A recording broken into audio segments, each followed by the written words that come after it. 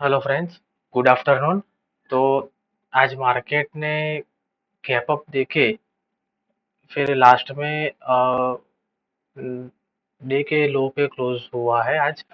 तो देखते हैं कि कल क्या हो सकता है या फिर नेक्स्ट एक्सपायरी के लिए हम कहाँ पे ट्रेड कर सकते हैं। ठीक है। तो जैसे कि मैंने अपने पिछले वीडियो में बताया था कि ये निफ्टी में एक स्मॉल ट्रायंगल जैसा बना हुआ है, तो उसके ऊपर जिस तरफ दे तो वो वहां पे जाएगा। तो आज निफ्टी ने गैप अप दिया था, लेकिन वो सस्टेन नहीं हुआ है और लास्ट में उसने दिन के निचले स्तर पे क्लोज दिया हुआ है। ठीक है। तो अब मेरा मानना ये है कि अब निफ्टी फिर से यहाँ पे एक जैसे कि उस ब्रेकआउट दिया है, तो अब ये रिटेस्ट करने आएगा। तो 17,100 के आसपास एक बार वो फिर से दिखेगी हमें एक्सपायरी से भी पहले। तो अब मेरा मानना ये है कि निफ्टी ने एक रेंज पकड़ ली है, तो 17,450 ऊपर की साइड है और डाउन साइड है 16,750। तो इसी रेंज में निफ्टी टाइम बिताता है। तो अब निफ्टी जब कभी भी इस दोनों में से किसी एक रेंज को ब्रेक करेगी, तो उसके बाद आपको एक बड़ा मूव आपको देखने को मिलेगा। ठीक है। तो तब तक आप जैसे ही निफ्टी 17,450 आए तब आप सेल कर सकते हैं, और 16,750 के आसपास आए तो आप बाय कर सकते हैं। ठीक है। तो इसी के बेस पर आपको अब चलना है कि इसी रेंज में निफ्टी वर्क करेगा। तो इन दोनों में से किसी भी एक साइड निफ्टी ने ब्रेकआउट या ब्रेकडाउन दे दिया, तो आपको एक बड़ा मूव मिल सकता है। ठीक है। तो अब हम बात करते हैं बैंक निफ्टी के बारे में। बैंक निफ्टी के बारे में भी मैंने आपको कल बताया था कि एक ट्रायंगल, स्मॉल ट्रायंगल बन रहा है। तो आज उसने गैप अप दिया है। तो मेरे हिसाब से निफ्टी से ज्यादा बैंक निफ्टी बुलिश है। मैं आपको कई दिनों से बोल रहा हूँ कि स्ट्रेंथ आपको निफ्टी से ज्यादा बैंक निफ्टी में ज्यादा ज्यादा दिखाई दे रही है। तो अब बैंक निफ्टी 39,200 के आसपास आए तो आपको बाई करना है। और बैंक निफ्टी ने भी एक रेंज बना ली है, 39,800 अपर साइड और 37,600 डाउन साइड।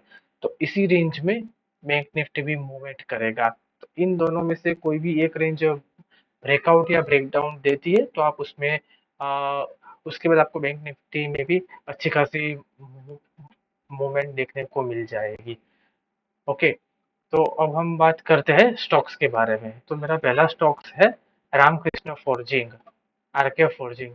ठीक है। तो इसका भी वीडियो मैंने आगे बनाया हुआ था। तो इसमें इनवर्स हेड एंड शोल्डर बन रहा है। तो आज उसने ब्रेकआउट दे दिया है 214 के ऊपर। ये डेली टाइम फ्रेम पे है।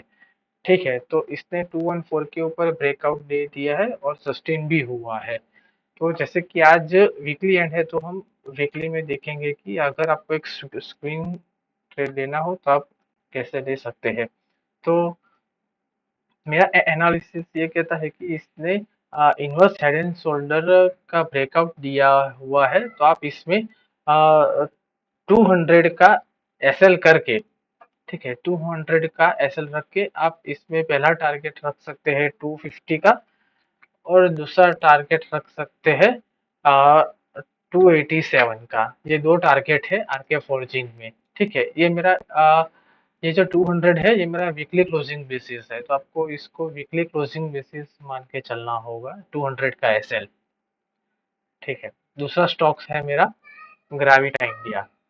तो इसके बारे में भी मैंने वीडियो में बताया था पिछली बार। तो इसने एक अच्छा खासा ब्रेकआउट देके, ये देखिए यहाँ पर इसने अच्छा एक ब्रेकआउट दिया था ट्रेडिंग लाइन का। तो वो मैंने पोस्ट किया था। तो 344 के ऊपर इसने ब्रेकआउट दिया था और फिर से वहां पे उसने रिटेस्ट भी कर दिया है। तो मैंने बोला था उस टाइम पे कि आप जैसे कि मैंने 12 या 11 अक्टूबर को ही वीडियो बनाया था। तो मैंने बोला था कि आपको अगर 344 फिर से दिखे तो आप उसमें बाय कर सकते हैं।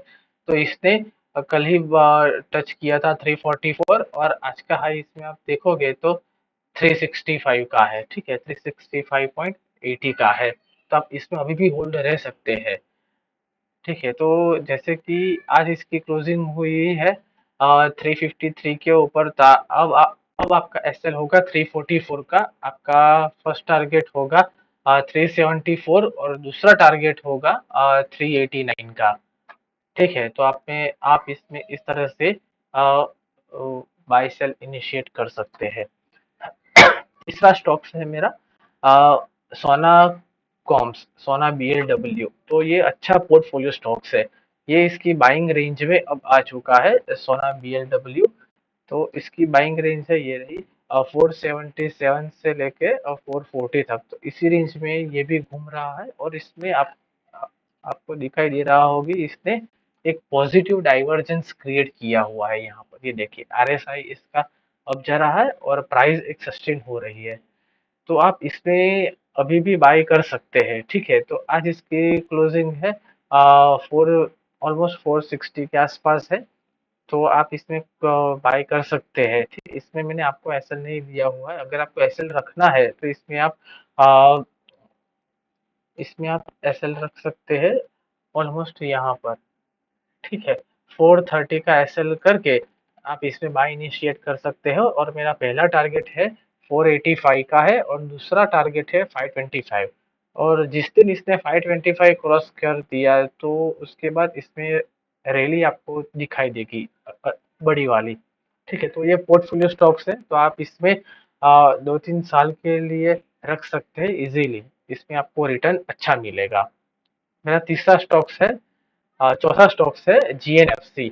तो इसको आपको बजट तक आप इसमें प्ले कर सकते हैं, यानी कि, और 4 मंथ के लिए, यानी कि स्विंग्स के लिए आप इसमें इनिशिएट कर सकते हैं। आज इसने एक ब्रेकआउट दिया है यहाँ पर, ये देखिए 677 के ऊपर इसकी क्लोजिंग हुई है 698 के पास।